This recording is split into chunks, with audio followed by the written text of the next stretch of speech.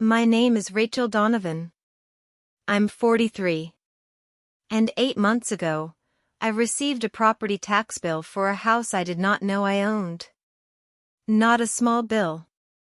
$4,200. For a 3-bedroom house on Callaway Street in the same suburb of Cleveland where I grew up, where my parents had lived for 31 years, where I had spent every Christmas morning of my childhood and most of my adult ones too. The bill had my name on it. Not my parents' names. Mine. As sole owner of record since a deed transfer that had been executed and filed with the county recorder's office 22 months earlier. 22 months before the tax bill arrived in my mailbox. 22 months during which I had not known the house was mine, had not known a deed transfer had occurred, had not known that my parents had, without telling me, signed over their home to me and simultaneously, without telling me, taken out a reverse mortgage against it 18 months before the transfer, a mortgage with an outstanding balance of $114,000 that was, as the mortgage servicer's letter that arrived 3 days after the property tax bill would inform me, now my legal responsibility as the property's new owner. Before I tell you what I said when I called my mother, please take a moment to like and subscribe. Only if this story is landing somewhere real. Drop your location and local time in the comments. I love knowing where you're listening from. Now, let me take you back. I need to tell you about my parents before I tell you about the house.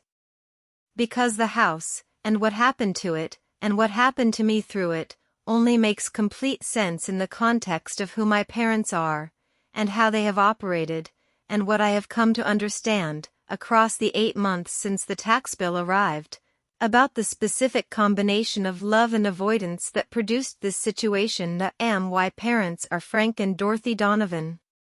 Frank is 71. Dorothy is 68. They have been married for 46 years, which still surprises me slightly when I say it, not because it is improbable but because it is large in a way that makes you feel the weight of time. They are warm people. Genuinely warm, in the specific way of a certain generation of Midwestern parents who express love through presents and food and a kind of steady, uncomplicated affection that never needed to be performed or articulated because it was always simply there. My father coached my soccer team for 4 years. My mother attended every school play I was ever in, including the one in 5th grade where I had one line and mispronounced it. They are good parents in the ways that matter most, and they have also, across the years of my adult life, made certain financial decisions with the specific compressed logic of people who are trying to solve a problem in the most immediate way available without fully working through the downstream implications of the solution they have chosen, the house on Callaway Street. My parents bought it in 1993. I was 8 years old. Frank was working as a union electrician. Dorothy was working part-time as a dental office receptionist while managing most of what it takes to run a household.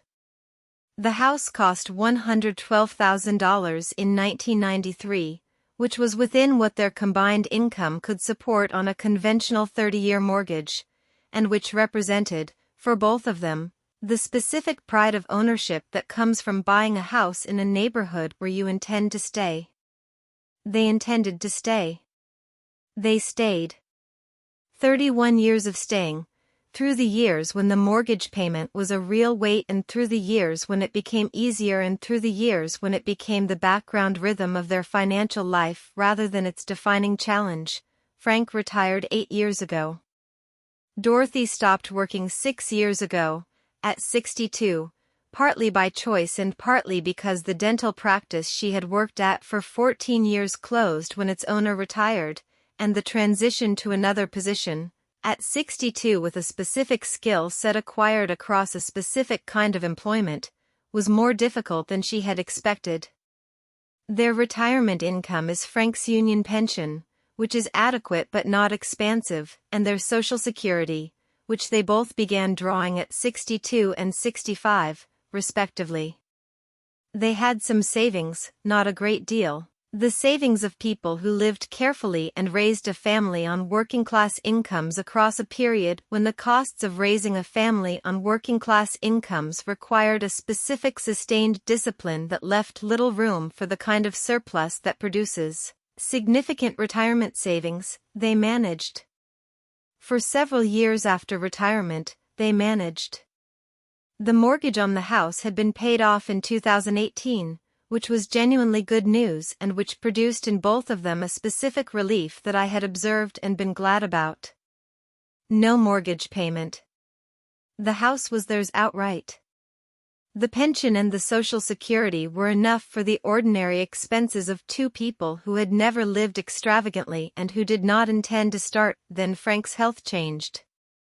71 years old, the history of a working life spent in physical labor, the accumulated toll of the body keeping a decades-long account that eventually demands settlement. Two significant medical events across a period of 18 months, not catastrophic, not immediately life-threatening, but requiring procedures and follow-up care and medications and the specific category of expenses that health insurance covers incompletely and that the gap between what insurance covers and what healthcare actually costs produces in the lives of people who are managing on fixed incomes without significant savings reserves. I talked to my husband, Marcus. We have been married for 11 years. And Marcus is the person I think out loud with when something is large enough that thinking it silently produces more heat than light. Marcus listened to the full picture, and he did not react immediately, which is one of the qualities I have valued most in him for 11 years. The specific patience of someone who understands that the first response is rarely the right one and who gives the situation the space it needs to be fully understood before anything is said about it. He said, "What do you want to do?" Not what should we do? Not what do I think you should do? What do you want to do? It was the right question, and I took it seriously. I spent 2 days with it before I had an answer. I want to tell you what I understood, at the end of those 2 days, about why my parents had done this. Not as an excuse for what they had done. As a genuine attempt to understand it, which I believe is both its own moral requirement and, practically, the only way to address something this large in a way that leaves anything intact on the other side. And why parents had a house. The house was paid off. They had medical bills and inadequate resources to cover them, and they needed money. The reverse mortgage was how they got the money. That part one understood completely and without resentment. The reverse mortgage was a rational solution to a real problem, available specifically to people in their situation, and I would not have objected to it if they had told me about it. I might have explored other options with them. I might have contributed something from our own finances to reduce the amount they needed to borrow. But I would not have objected to the mechanism itself. The deed transfer was the part that required more careful understanding. My parents had transferred the house to me, without telling me, before beginning what I eventually understood was a process of spending down their assets in order to meet the asset thresholds required for Medicaid eligibility. Medicaid, the government health insurance program for people with limited resources, has specific rules about asset transfers made within a look-back period, typically 5 years, and if my parents had transferred the house to me within that look-back period and then applied for Medicaid, the transfer could be subject to a penalty period during which Medicaid benefits would be withheld. By transferring the house to me 22 months before the situation I was now in, they had begun the 5-year clock on the Medicaid look-back period. The reverse mortgage had provided them immediate funds. The deed transfer had begun the process of repositioning their assets. And neither of these things had been explained to me. I want to be careful here because I do not want to characterize what my parents did as a scheme or as manipulation in any calculated sense. I believe they were doing what people do when they are scared about their future and about money and about healthcare costs and about the specific vulnerability of being elderly and on a fixed income in a country where healthcare costs can consume everything a person has built across a lifetime. They were protecting themselves in the way that seemed most immediately available. They were doing it with incomplete information about the implications, because the person advising them on the Medicaid planning, I eventually discovered, was not an elder law attorney but a financial products salesman who had explained the broad outlines of the strategy without adequately explaining the obligations it would create for me. That does not make what they did right. But it makes it something I can understand. And understanding it was what allowed me to have the conversations that followed without destroying something that I did not want to destroy. Retained an attorney. A woman named Patricia Holloway who specializes in elder law and who understood, from the first phone call, exactly what had happened and what the options were. Patricia is the kind of attorney who explains things clearly and directly without either minimizing the difficulty or dramatizing it, and her assessment of the situation was the most useful thing anyone said to me in the first month of navigating it. She said, "Rachel, here's what you own. You own a house with a reverse mortgage lien against it. The lien balance is currently $114,000, and it is growing because interest continues to accrue. The house's market value, based on comparable sales in that neighborhood, is approximately $240,000. If the situation remains as it is, the reverse mortgage will eventually need to be satisfied either by selling the house, by refinancing the reverse mortgage into a conventional mortgage, or by paying it off from other resources."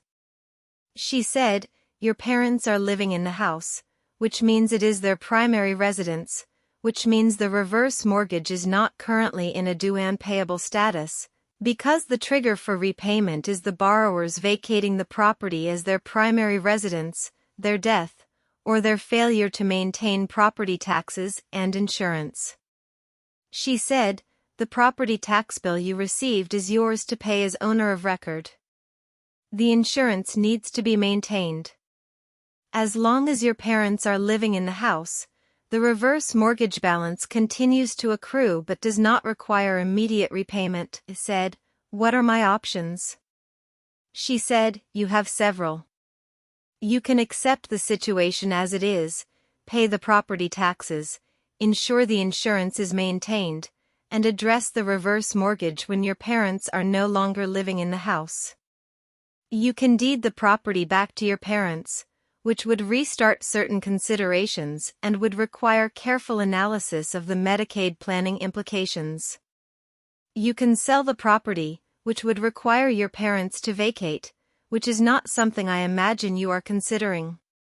Or you can work with your parents and an elder law attorney to construct a more formal arrangement that gives everyone clarity about the obligations and the plan." I said, "I want the last option." She said, "Good. That is the one that protects your relationship with your parents while also protecting your financial position, and it is the one that treats the situation honestly rather than managing it around the edges." The formal arrangement took 3 months to develop. Patricia worked with an elder law attorney she recommended, a man named James Cho who had specific expertise in the intersection of reverse mortgages and Medicaid planning, and together they constructed an agreement that I want to describe because I think the construction of it represents the honest resolution this situation required. The agreement documented, in writing, the existence of the reverse mortgage and its current balance. It documented the property tax and insurance obligations as mine during the period my parents lived in the house, and it established a mechanism by which my parents would contribute a specific monthly amount from their pension and Social Security income toward those costs, not covering them entirely, but sharing them in a way that acknowledged the financial reality that the house remained their home and that the costs of maintaining it were, in practical terms, shared between us even if the legal obligation was mine. The agreement also documented the Medicaid planning context, establishing a clear record of the intent and the timeline that would be available to any future Medicaid eligibility determination. And it established, explicitly, what would happen when my parents were no longer living in the house, meaning a clear plan for addressing the reverse mortgage at that point, either through sale or through refinancing, depending on circumstances. Want to tell you about the conversation I had with both of my parents together, in their living room on Callaway Street, after the agreement had been drafted and before it was signed. Because that conversation was the one that mattered most to me, more than any document. I sat across from them at their kitchen table. The same kitchen table I had eaten every dinner at from the age of 8 to the age of 20. The same window looking out onto the oak tree in the backyard. My father's hands on the table in front of him. My mother's eyes careful and watchful in the way they get when she is waiting to understand how something is going to go. I said, I want to tell you what this cost me. Not the money. Before we sign anything, I want to tell you what it felt like to receive a property tax bill for a house I didn't know I owned, and a mortgage notice for a loan I didn't know existed, and to spend a week understanding that decisions had been made about my legal and financial life without my knowledge or consent. Both of them were very still. My father's jaw was doing the thing it does. My mother had her hands folded in front of her. I said, I understand why you did it. I have spent 3 months understanding why you did it, and I believe that you were scared and that you were trying to protect yourselves from something that is genuinely frightening, which is the prospect of running out of resources when you need healthcare. I understand that. I am not asking you to defend the why. What I am asking you to acknowledge is the how. The how is that you made decisions about my name, my property, and my legal obligations, without telling me, because you were afraid I would say no. And I need you to sit with that fully, not as a thing I am holding against you, but as a true thing that both of us are going to carry differently now that we have named it at my father said, You're right, Rachel. We didn't handle it right. We were scared, and we were trying to fix things, and we made decisions we should have made with you rather than for you. And I'm sorry. Not just for the situation. For the way we treated your judgment by deciding not to include it. My mother was crying by the time he finished. Not dramatically. Quietly, in the way she cries when something real is happening. She said, I knew when we did it that we should have told you. I told your father we should tell you, and he agreed we should tell you, and then neither of us told you, and I'm sorry for that specifically. I said, I know. She said, Are you going to be okay? I said, yes. I said, we are going to be okay. All of us. That's what the agreement is for. We signed it the following week. My father put his pen down afterward and looked at me across the table and said, I'm glad you're the one who owns it. He said it plainly, without sentimentality. I said, why? He said, because you'll know what to do with it. And you won't let it just be a thing that happened. You'll make it mean something. I didn't say anything to that for a moment. Then I said, that's still a lot to put on a person, Dad. He said, I know. He said, but you're the right person. I said, yes. I think I am. But I would have been a lot more willing to be the right person if you had asked me first. He said, I know that too. I want to talk to you directly now. Wherever you are. Whatever time it is there, and why parents transferred a house to me because they loved me and because they were scared and because the person giving them advice had a product to sell. They did it without telling me because they were afraid I would say no. And the fear that I would say no was, in a strange way, a compliment, because it meant they understood that what they were asking was significant enough to require my genuine agreement. They simply chose to get what they needed without requiring that agreement, which is the specific failure at the center of this story. If your parents are aging. If they are beginning to think about Medicaid planning, or asset transfers, or reverse mortgages, or any of the financial instruments that exist at the intersection of retirement and healthcare and estate planning, please have that conversation with them directly and early. Not because you do not trust them. Because you love them and because these decisions involve you whether you are told about them or not, and being involved knowingly is always better than discovering your involvement from a property tax bill on a Thursday morning. The house on Callaway Street is mine.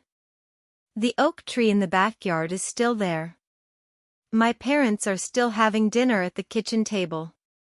And I am paying the property taxes and maintaining the insurance and holding, in my name, the weight of a house that has meant something for 31 years and that I intend to make sure keeps meaning something, because my father was right about that part. I am the right person to hold it. I just would have been a more willing right person if someone had asked. That is today's story on the Family Ledge. Or leave a comment wherever you are watching from. Tell me what time it is.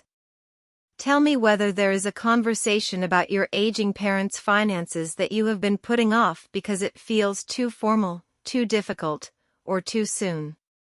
I read every single one. Subscribe for the next story every week. Check the description for another one I think you will connect with.